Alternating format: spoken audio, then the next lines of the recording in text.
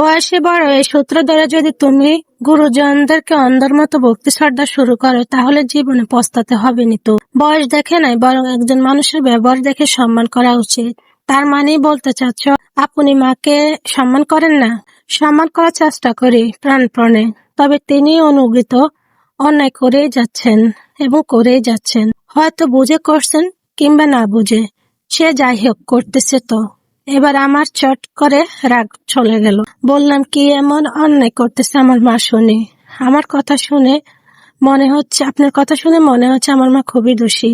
মেজভাবি খানিকটা হেসে বললাম, তার আগে তুমি ঠান্ডা হও। যদি সত্যি জানতে চাও তাহলে কিন্তু নিজেকে নিরপেক্ষ বানিয়ে শুনতে হবে। কারো প্রতি প্রবল মমতা থাকলে তার ভুল ত্রুটি সচরাচর আমাদের চোখে পড়ে না। বড়ভাবে ইশারায় মেজভাবিকে থামতে বললেন, কিন্তু তিনি থামলেন না। আমার দেড় ভাবে বসে থাকা ভাবি দেখিয়ে বললেন, তোমার বয়স কয়েক মাস বাদে 17 হবে নিতু। ধর তোমাকে আমরা তখন বিয়ে দিয়ে দিলাম। আমি তাকে থামিয়ে বললাম, আমাকে বিয়ে দিয়ে দিবেন মানে? আমি কি কলেজে পড়বো না? আজব কথা তো। আমি কি এত বড় হয়েছি? মেজবাবু হেসে বললেন, ঠিকই বলেছ। তোমার তো এত ম্যাচুরিটি নেই, যেহেতু তুমি ছোট।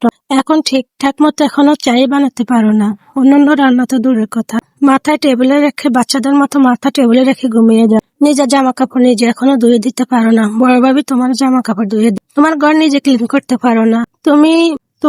তুমি করলে হয়তো বলো ভালোভাবে হয় না। রাত্রে মশারি টানিয়ে ঘুমাও না, তুমি ভুলে যাও। সকালে কেউ তোমাকে না ডাকলে তুমি জাগো না। তোমার ঘুম তো এখনো এটা চাই ওটা চাই বলে ভাইয়াদের কাছে আবদার করো। তোমার মা তোমাকে মাথা আশ্রয় দেয়, খাইয়ে দেয়।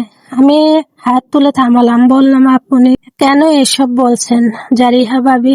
আমি কি খুব বেশি বুড়ি হয়ে গেছি নাকি যে এইভাবে খোঁটা দিচ্ছেন আমাকে? রান্না আমি শিখে নেব পরে, সবই শিখে নেব। পড়াশোনা আগে শেষ।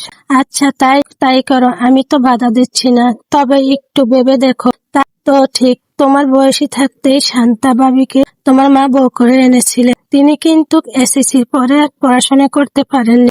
বলা যায় তোমার মা দেননি। তোমার বয়সী থাকতেই তিনি এই পুরোটা সংসারের কাজ এক হাতে সামলিয়েছে। ভোর থেকে রাত অবধি কেবল এই কাজ ও কাজ।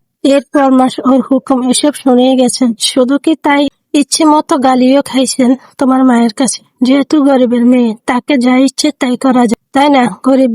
গরিবের জীবনে এটাই আছে। তাও যদি হয় আবার মেয়ে মানুষ, তাহলে তো কথাই নেই। এখন নিজেকে ওনার জায়গায় রাখো আর ভাবো, কালকে তোমাকে বিয়ে দিয়ে দিল তোমার শ্বশুর শাশুড়ি এমন ব্যবহার করলে তোমার সাথে, তখন তোমার কেমন লাগবে? তোমাকে কি সাপোর্ট করবে? তখন কি সাপোর্ট করবে গুরুজন বলে? তোমার বয়সী ভাবি তো গুরুজন মেনে আজীবন মুখ বন্ধ রেখে মাথা নিচু করে বাঁচলো। এটাকে কি বেঁচে থাকা বলে?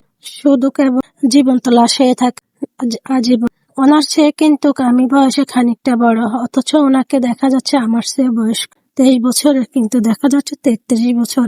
তোমার সাথে এমন হলে ভালো লাগতো? তুমি কি এমন সংসার করতে চাইবে?